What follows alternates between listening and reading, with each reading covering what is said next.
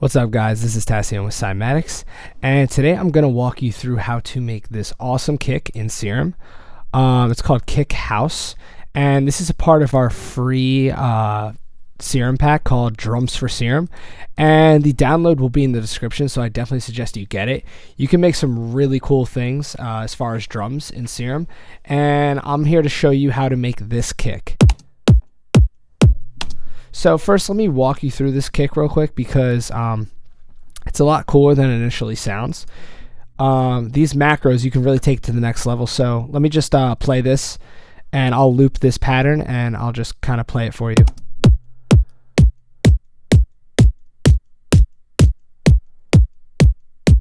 So you can kind of control the timbre with macro 1. Macro 2 is awesome.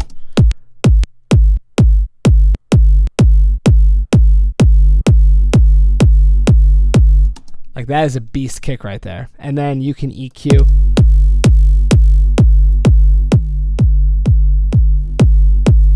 So you can control a lot of things with these macros. So yeah, this patch is really beast, so let's get into it.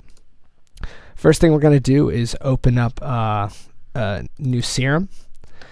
And then let's copy. We're going to option drag our MIDI down. So now we should be hearing... For this patch, we're only going to be using oscillator A and the noise oscillator. So let's take oscillator A to the analog BD sign. All right, and then we are going to turn on the noise oscillator and drag in kick transient 2.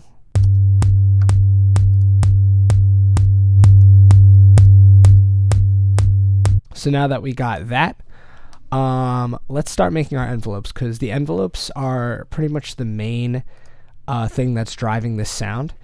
And we're going to first start by taking envelope 1, and we are going to leave the attack where it is, take the decay to 120, and take the sustain all the way down, and we're going to curve it up like this. So now we should be hearing,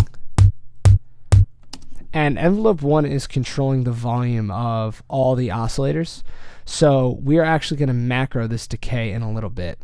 Then let's take the release to 98, so it doesn't just chop off right away. So let's actually, right now, we're going to take this macro 2, and we're going to drag it to the decay, and we are going to drag the range down to 10. This way,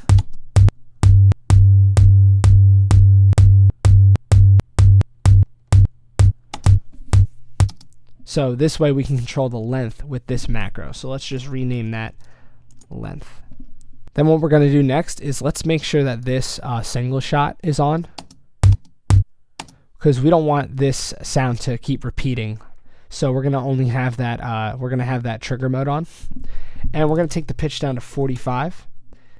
And then we're going to take envelope 2 and drag it onto the pitch and bring the range to 27. All right, so now it's just going to sound really weird because it's going to be all the way up here. But let's go ahead and take care of envelope 2. We're going to take the attack down to 0. The decay down to 597, the sustain down to 52.15, and the release up to 926. So we should have a curve that looks something like this. And now let's just go ahead and round it so it's nice and clean like that. Now the next thing we're going to do, we're going to take this macro right here, and we are going to macro that to the pitch and take it down, take the range down to -18.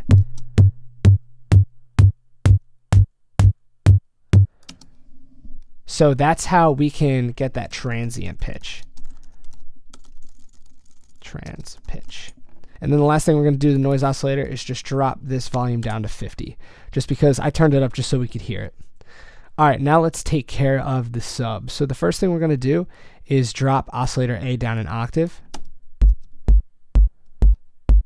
And you can hear it's already starting to get a little subbier. And then we're going to take the random and bring it all the way down to 0. So it's hitting the same way every single time. It'll just be much more consistent and clean this way. All right, now let's take care of our LFO. We're only going to be using one LFO, and this is going to be to control the master tuning. So we're going to take LFO 1, put it on envelope mode, and bring the rate up to 1/8.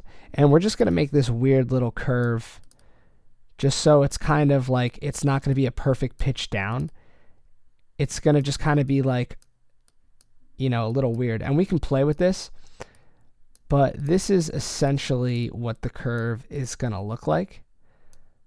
And we'll bring it all the way down to the bottom. So that's essentially what the curve is going to look like. And we can play with that a little bit.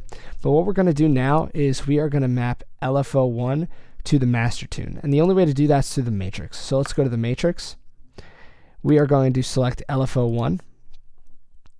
And then we are going to go down to global and master tune. And then we're going to click the type, so it's only going one way.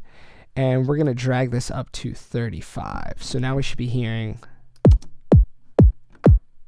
That sounds a lot kickier. All right, so now let's turn up the length and see how it sounds. Perfect. All right, so let's turn the length back. Actually, let's keep it up just so we can hear how these effects are actually affecting the sub, because that's the next thing we're going to jump into. Also, let's turn on monophonic because we don't want these kicks to run into each other. So let's say one release, the release from the kick is running into another kick. We're going to turn on mono so they don't interfere with each other. But anyway, that is it for the oscillator tabs. Let's get into the effects. All right, for our first effect, we are going to use the hyper/dimension. And we're going to take the mix all the way down for the hyper because it's going to sound really weird if it's all phasey like that. And then we're going to keep the dimension on so low, the size all the way down, and the mix up to about 3 or 4. And this is a super, super, super subtle sound. So you're not going to hear a huge difference right there. Then the next thing we're going to do is we're going to add some distortion just to beef this sound up. And we're going to take this to soft clip mode. And we're going to turn the drive and the mix all the way up. So that's sounding absolutely huge. And the next thing we're going to do is turn on the compressor, bring it up to the top. And we are going to turn on multiband. And we're going to take the threshold to around 8.8. We're going to leave the ratio, leave the attack, and the release.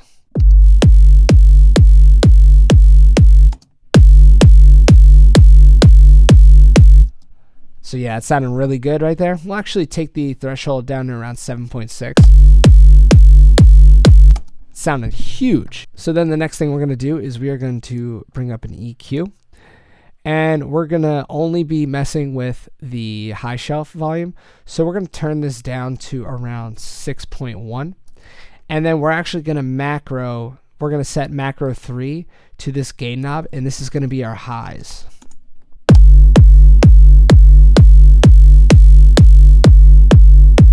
And we can sit here and play around with this.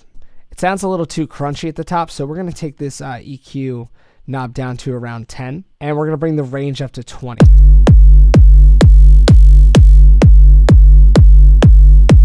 So I'll set the macro right there. I really like how that sounds. And the last effect we're going to add is a filter. And we are going to select the filter mode called Add Bass. We're going to take the cutoff down to 32. The resonance up to 20. We're going to leave the drive at 0. The through will be at 48. We are going to map macro 4 to the mix knob of the cutoff, and we're going to type filter bass. So now we have a macro that kind of filters out some of those crunchy highs of the bass. So now you can really EQ your sub with macro 3 and macro 4, and then you can set the length and the timbre with macro 1 and macro 2, which is awesome. So you officially have a beast kick that you can do it a ton of different ways. So again, I'm going to play with these macros.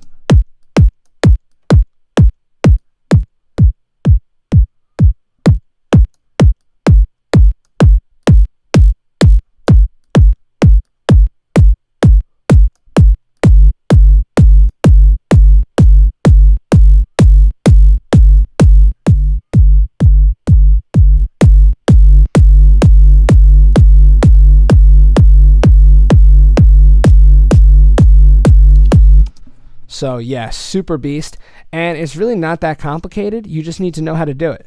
So anyway, like I said, this pack is completely free, and the download for the pack is in the description, so definitely cop this. And there's a ton more sounds in here, and you can really start to learn how to synthesize other things than just synths. So anyway, thank you guys for watching. I'm Tassion, and this is Cymatics.